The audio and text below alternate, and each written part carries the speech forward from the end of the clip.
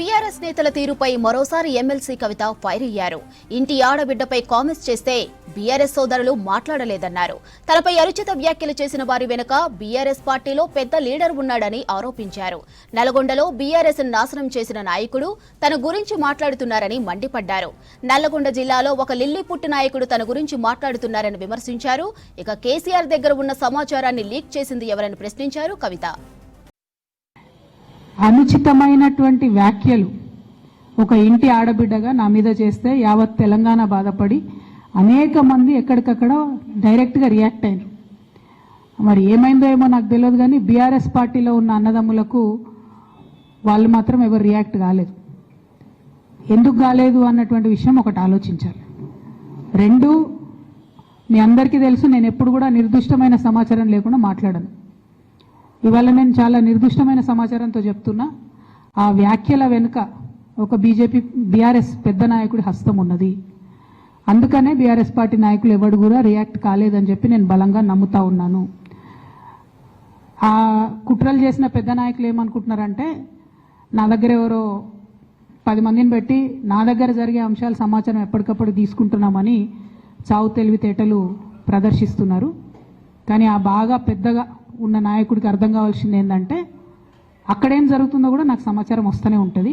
So మీరు ఏ టైంలో ఎవరిని కలిశారు, నా మీద వ్యాఖ్యలు చేయడానికి మీరు ఎవరిని ప్రోత్సహించారు, మీరు ఎంత కింద స్థాయికి దిగజారి ఒక ఆడబిడ్డ మీద అటువంటి వ్యాఖ్యలు చేయించారు, ఇవన్నీ కూడా నేను చూస్తున్నా, గమనిస్తున్నా. నేను బలంగా కర్మ సిద్ధాంతాన్ని నమ్ముతున్నా. నేను మళ్ళీ చెప్తున్నా, ఇవాళ మీరు నన్ను ఒంటరి చేసి ఏదో చేయాలని అనుకోవచ్చు, నా మీద ఇటువంటి వ్యాఖ్యలు చేపించి శునకానందం పొందొచ్చు టెంపరీగా, కానీ దేవుడు అనేవాడు ఉన్నాడు. ఖచ్చితంగా అది మీకు తిరిగి కొట్టే సమయం వస్తుంది. ఒకటి. రెండు ఒక లిల్లీపుట్ నాయకుడు నల్గొండలో బీఆర్ఎస్ పార్టీని నాశనం చేసిన ఒక లిల్లీపుట్ నాయకుడు ఆమెవరు ఈమెవరు అని మా గురించి మాట్లాడుతూ ఉన్నారంటే మరి ఆయనకు ప్రోత్సాహం ఇస్తున్నది ఎవరో కూడా ప్రజలు ఆలోచించుకోవాలి. ఇవాళ నల్గొండ జిల్లాలో ఒక సీటు కూడా రాలే. ఆయన సీటు సావు తప్పి కన్నులొట్టవైన చందంగా చివరి నిమిషంలో అనుకోకుండా గెలిచినటువంటి సీటు. ఎన్నడూ ప్రజా ఉద్యమాలు చేయలే. కేసీఆర్ గారు లేకపోతే మరి నువ్వెవరు, అది కూడా ఆలోచించుకోవాలి కదా. కేసీఆర్ గారు లేకపోతే బీఆర్ఎస్ పార్టీలో ఉన్న ఏ నాయకుడైనా ఎవరు? ప్రజలకు మనందరినీ పరిచయం చేసింది కేసీఆర్ గారే కదా. మనలో మనం కన్ఫ్యూజన్ ఉన్నప్పుడు ఇష్టం వచ్చినట్టు మాట్లాడుకోవచ్చా? ఈ లిల్లీపుట్ నాయకుడు మాట్లాడంగానే ఇంకో చిన్న పిల్లగాడు నిన్నగాక మొన్న మా పార్టీలోకి వచ్చిన వాళ్ళు కూడా ఎటుపడతట్టు మాట్లాడు. అసలు ఎవరు మీరు? మీకు తెలంగాణ ఉద్యమంతో సంబంధం ఏంది? బీఆర్ఎస్ అధికారంలోకి వచ్చినాక బీఆర్ఎస్లోకి వచ్చి పదవులు పొంది ఉల్టా నా మీదనే మాట్లాడతారా మీరు? మేము ఉద్యమం చేసిందే మీ మీద కదా. చిన్న పిల్లగానిలా ఉండు బాబు. నువ్వు పెద్దవాళ్ళ విషయాల్లో తలదూర్చకు, తెలియని విషయాల్లో అసలే తలదూర్చకు. నీ వెనకాల చాలామంది ఉన్నారు అని అనుకుంటున్నావేమో. వాళ్ళ సంగతి కూడా ప్రజలకు వస్తుంది, తెలుస్తుంది. ఎప్పుడో ఒకసారి అన్నీ బయటపడతాయి. ఒక ఆవేదనతో చెప్తున్నా, నేను ఉట్టిగా చెప్తలేను. రాజకీయం చేయొచ్చు, కానీ ఇంత నీచంగా ఒక ఇంటి ఆడబిడ్డ మీద ఇటువంటి మాటలు మీరే అనిపించి స్పందించకుండా ఉంటారా? నేనేమంటున్నా, కేసీఆర్ గారు నాకు తండ్రి. వారికి నేను అంతరంగికంగా రాసినటువంటి ఉత్తరాన్ని బయటపెట్టి మొత్తం పార్టీలో జరుగుతున్న అంశాలన్నీ బహిర్గతం చేసింది ఎవరు? ఇయాలి ఆ అంశాలన్నీ బహిర్గతం చేసి నన్ను మాట్లాడడానికి ఫోర్స్ చేసి ఇప్పుడు మళ్ళీ దాని చుట్టూ ఇట్లాంటి డ్రామాలు ఆడుతున్నటువంటి వాళ్ళు ఎవరు? ప్రజలకు కూడా తెలుస్తుంది తప్పకుండా. కానీ ఒక మన పార్టీకి సంబంధం లేని, బీఆర్ఎస్ పార్టీకి సంబంధం లేనటువంటి వ్యక్తి చేత మన పార్టీ నాయకులే ఊతమిచ్చి నా మీద ఆ వ్యాఖ్యలు చేయించారనడానికి నా దగ్గర వందలాది ఆధారాలు ఉన్నాయి. ఖచ్చితంగా అది టైం వచ్చినప్పుడు బయటపడుతుంది, ప్రజలకు కూడా అర్థమవుతుంది. ఎమ్మెల్సీ కవిత కామెంట్స్ పై మరిన్ని డీటెయిల్స్ శ్రీనివాస్ అందిస్తారు. శ్రీనివాస్, పార్టీలో పెద్ద నేత కుట్ర అంటూ కవిత చేసిన కామెంట్స్ ని ఎలా చూడాలి?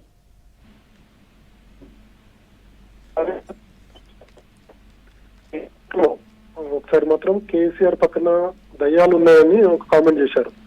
ఆ తర్వాత సామాజిక తెలంగాణ రాలేదనేటువంటి కామెంట్ చేస్తూ వచ్చారు.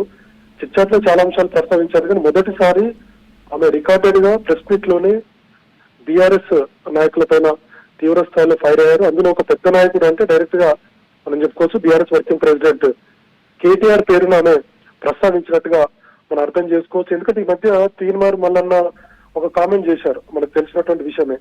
ఆ కామెంట్స్ మీద తెలంగాణ జాగృతి కార్యకర్తలందరూ వచ్చి తీర్మార్ మల్లన్న కార్యాలయం మీద దాడి చేశారు. అది పెద్ద ఎత్తున చర్చకు దారితీసింది.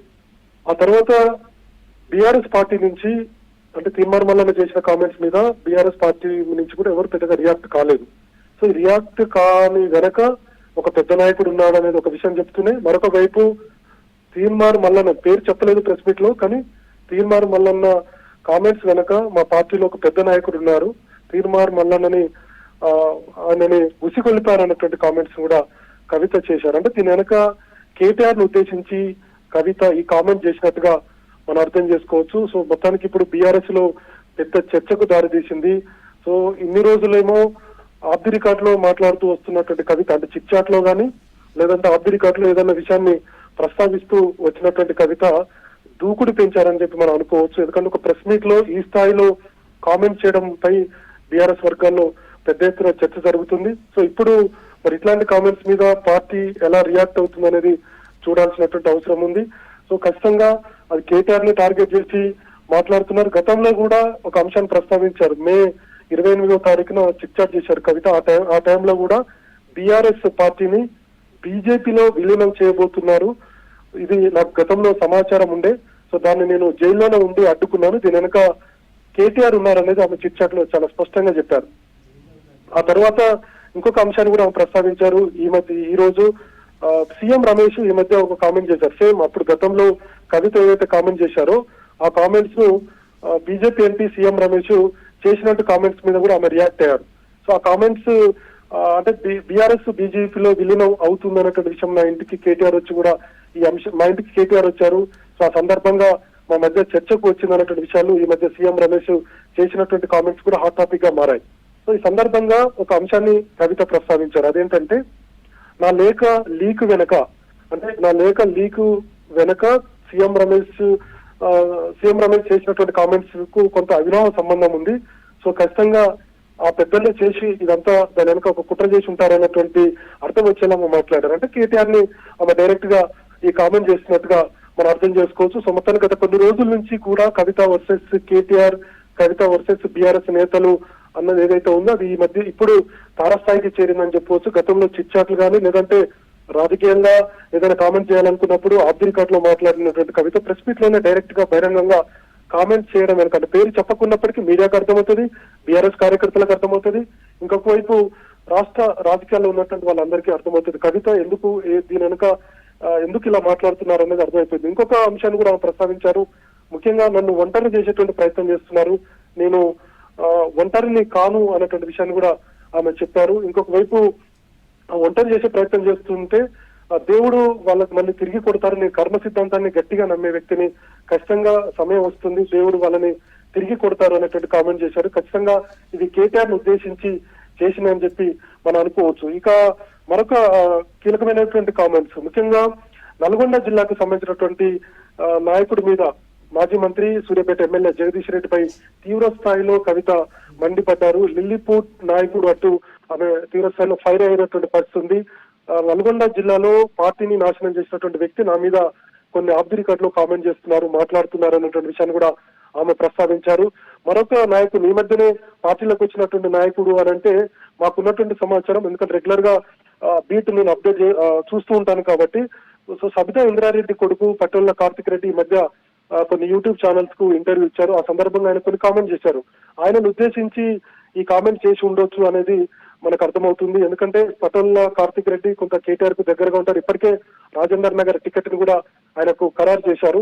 సో ఈ సందర్భంగా పటోల్ల కార్తిక్ రెడ్డి చేసినటువంటి కామెంట్స్ కు మీద కవిత రియాక్ట్ అయ్యారని మనం అనుకోవచ్చు. గతంలో బతుకమ్మలు చేసినప్పుడు, బతుకమ్మ ఉత్సవాలు నిర్వహించినప్పుడు, సో బతుకమ్మ పండుగ చేసినప్పుడు గతంలో ఉన్నటువంటి ఆ పార్టీలో అధికార పార్టీలో ఉండి మమ్మల్ని అడ్డుకున్నారు అన్నటువంటి విషయాలు కామెంట్ చేశారు. అంటే అప్పుడు సబితా ఇంద్రారెడ్డి హోంమంత్రిగా ఉన్నారు. సో ఆ అంశాన్ని ప్రస్తావించి ఉండొచ్చు అనేది మనకు అర్థమవుతుంది. సో మొత్తానికి కవిత చేసినటువంటి కామెంట్స్ ఇప్పుడు బీఆర్ఎస్ లో హాట్ టాపిక్ గా మారాయి. ఇంకొక వైపు రాష్ట్ర రాజకీయాల్లో కూడా ఒక చర్చకు దారితీశాయి.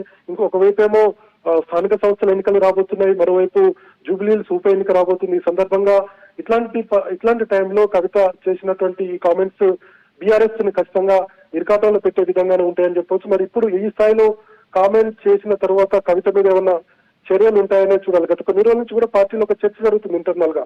కవిత మీద చర్యలు ఉంటాయా, తీసుకోగలుగుతారా, అంత ధైర్యం ఉందా, కేసీఆర్ కూతురు కాబట్టి కవిత మీద చర్యలు ఉండట్లేదు అన్నటువంటి విషయాన్ని కూడా నాయకులు ఆబ్దిరి ఘాట్ లో మాట్లాడుతున్నారు. సో ఈ రోజు కవిత చేసినటువంటి కామెంట్స్ మీద ఖచ్చితంగా బీఆర్ఎస్ నాయకులు రియాక్ట్ అయ్యేటువంటి అవకాశం ఉంది. ఈ స్థాయిలో కామెంట్ చేసిన తర్వాత కేడర్ లో ఒక నెగిటివ్ ఇంపాక్ట్ వెళ్ళేటువంటి అవకాశం ఉంటుంది కాబట్టి సో ఖచ్చితంగా బీఆర్ఎస్ పెద్దలు దీని మీద స్పందించేటువంటి అవకాశం ఉంది. ఒకటి, కేటీఆర్ ని కామెంట్ చేస్తూ వచ్చారు. గతంలో హరీష్ రావును కూడా చిట్ చాట్ లో కామెంట్ చేశారు.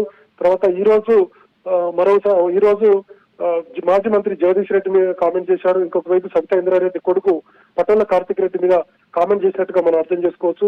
సో మొత్తానికి బీఆర్ఎస్ లో ఇప్పుడు ఈ చర్చ అయితే పెద్ద ఎత్తున జరుగుతుంది. సో 72 గంటల దీక్షకు సంబంధించి అంటే బీసీ రిజర్వేషన్లకు సంబంధించినటువంటి అంశం మీద కవిత ఆందోళన కార్యక్రమాలు చేస్తూ వస్తున్నారు. మనకు చాలా రోజుల నుంచి కూడా చూస్తూ వస్తున్నారు. తెలంగాణ జాగృతి ఆధ్వర్యంలో ఈ కార్యక్రమాలు చేస్తున్నారు. అయితే ఈ రోజు 72 గంటల దీక్షకు సంబంధించి అంటే రేపు ఉదయం నుంచి ఎల్లుండి వరకు కూడా దీక్ష చేయాలని చెప్పి నిర్ణయం తీసుకున్నారు. సో ఆ సందర్భంగా ప్రెస్ మీట్ ను ఆమె ఇంట్లో ఏర్పాటు చేశారు. ఈ సందర్భంగానే ఆమె మీడియా అడిగినటువంటి ప్రశ్నలకు సమాధానంగా ఈ అంశాలను ప్రస్తావించారు. సో కాబట్టి ఇప్పుడు పార్టీలో పెద్ద ఎత్తున చర్చకు దారితీస్తుంది కాబట్టి సో ఎట్లా ఏ విధంగా రియాక్ట్ కాబోతున్నారు బీఆర్ఎస్ పెద్దలు, కేటీఆర్ గానీ, హరీష్ రావు గానీ, లేదంటే కేసీఆర్ కావచ్చు, లేదంటే మిగతా నాయకులు, ముఖ్యంగా నల్గొండ జిల్లా నాయకుడు సూర్యాపేట ఎమ్మెల్యే జగదీష్ రెడ్డి ఎట్లా దీని మీద రియాక్ట్ కాబోతున్నారని చూడాలి. ఇంకొక వైపు ఆయన ఫామ్ హౌస్ కి ఈ మధ్య రెగ్యులర్ గా వెళ్తున్నారు, కేసీఆర్ తో భేటీ అవుతూ వస్తున్నారు. కేటీఆర్, హరీష్ రావు వెళ్ళినప్పుడు కూడా జగదీష్ రెడ్డి కొంత కేసీఆర్ కు సన్నిహితంగా ఉన్నటువంటి వ్యక్తి. సో ఉద్యమం అంటే తెలంగాణ మూవ్మెంట్ నుంచి కూడా ఆయన దగ్గరగా ఉంటున్నటువంటి వ్యక్తి కాబట్టి ఆయన గత 4-5 రోజుల నుంచి కూడా కేసీఆర్ ఫామ్ హౌస్ కి వెళ్ళి ఆయనతో సమావేశం అవుతున్నారు. కొద్దిసేపటి క్రితం కూడా ఆయన కవిత చేసిన కామెంట్స్ తర్వాత ఆయన కేసీఆర్ ను కలిశారనేది మనకున్నటువంటి సమాచారం. మరి చూడాలి పార్టీ ఎట్లా రియాక్ట్ అవుతుంది, తర్వాత మళ్ళీ కవిత ఎట్లా రియాక్ట్ కాబోతుంది అనేది పెద్ద ఎత్తున ఇప్పుడు పొలిటికల్ సర్కిల్ లో జరుగుతున్నటువంటి చర్చ. మేడం, శ్రీనివాస్, ఉచితమైనటువంటి వ్యాఖ్యలు ఒక ఇంటి ఆడబిడ్డగా నా మీద చేస్తే యావత్ తెలంగాణ బాధపడి అనేక మంది ఎక్కడికక్కడ డైరెక్ట్గా రియాక్ట్ అయ్యారు. మరి ఏమైందో ఏమో నాకు తెలియదు కానీ బీఆర్ఎస్ పార్టీలో ఉన్న అన్నదమ్ములకు వాళ్ళు మాత్రం ఎవరు రియాక్ట్ కాలేదు. ఎందుకు కాలేదు అన్నటువంటి విషయం ఒకటి ఆలోచించాలి. 2, మీ అందరికీ తెలుసు నేను ఎప్పుడు కూడా నిర్దిష్టమైన సమాచారం లేకుండా మాట్లాడను. ఇవాళ నేను చాలా నిర్దిష్టమైన సమాచారంతో చెప్తున్నా. ఆ వ్యాఖ్యల వెనుక ఒక బీఆర్ఎస్ పెద్ద నాయకుడి హస్తం ఉన్నది. అందుకనే బీఆర్ఎస్ పార్టీ నాయకులు ఎవరు కూడా రియాక్ట్ కాలేదని చెప్పి నేను బలంగా నమ్ముతా ఉన్నాను. ఆ కుట్రలు చేసిన పెద్ద నాయకులు ఏమనుకుంటున్నారంటే నా దగ్గర ఎవరో 10 మందిని పెట్టి నా దగ్గర జరిగే అంశాల సమాచారం ఎప్పటికప్పుడు తీసుకుంటున్నామని చావు తెలివితేటలు ప్రదర్శిస్తున్నారు. కానీ ఆ బాగా పెద్దగా ఉన్న నాయకుడికి అర్థం కావాల్సింది ఏంటంటే అక్కడేం జరుగుతుందో కూడా నాకు సమాచారం వస్తూనే ఉంటుంది.